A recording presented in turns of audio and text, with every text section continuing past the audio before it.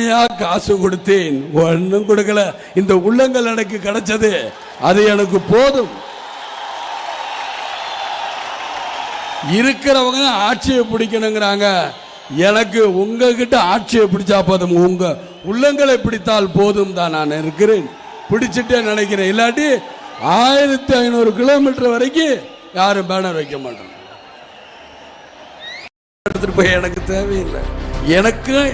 எனக்குன்னு ஒரு ஏதோ ஒரு இடம் கொடுப்பீங்களா, அது இருக்கும்ல. என் மனைவிக்குன்னு ஒரு இடம் இருக்குன்னு உங்கள் சட்டத்தில் இடம் இருக்கும்ல. என் பிள்ளைக்குன்னு இத்தனை இருக்கணுங்க இருக்குல்ல, அது கிடைச்சா எனக்கு போதும். இவ்வளோ பேர் இருக்கு.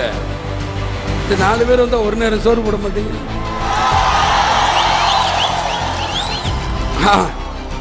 அதுலேயே நம்மளுக்கு போதும், முடிஞ்சிடும். இத்தனை பேர் வீட்டுக்கு நான் போயிட்டு வரக்குள்ள முடிச்சிடறேன். என்னையா காசு காசு காசு பணம் அடப்புவாங்கயா நீங்களும் உங்க காசு என்னையா கோடி கோடியா சேர்த்து வச்சு எங்கேயா கொண்டு போக போறீங்க? செத்தா கூட அருணாக்குடி அத்து விட்டுட்டு தான் உள்ளத்துக்கு கொண்டு போய் புதைக்கிறான். காசு கிடையாது, ஒண்ணும் கிடையாது. விஜயகாந்த் இப்படி வருவேன். ஏன் வெறி? என் மக்கள்ரா, என் மக்களுக்கு நான் வர்றதுக்கு என்ன? நானும் எல்லாரும் மாதிரி ஏசி காரு நான் உட்காந்துட்டு போக வேண்டியதானே? நான் நடிச்சுட்டு போறேன். முதல்ல சம்பளம் கூட வாங்கிருக்கலாம், இப்ப குறைச்சு வாங்கிட்டு போறேன். ஆக பணம் தானே. எங்க அப்பா அம்மா செஞ்ச புண்ணியமோ என்னன்னு எனக்கு தெரியாது. ஏன்னா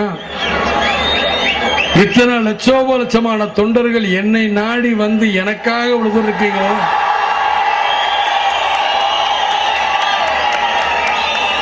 நிச்சயமா உங்களுக்கெல்லாம் நான் தலை வணங்குறேன்.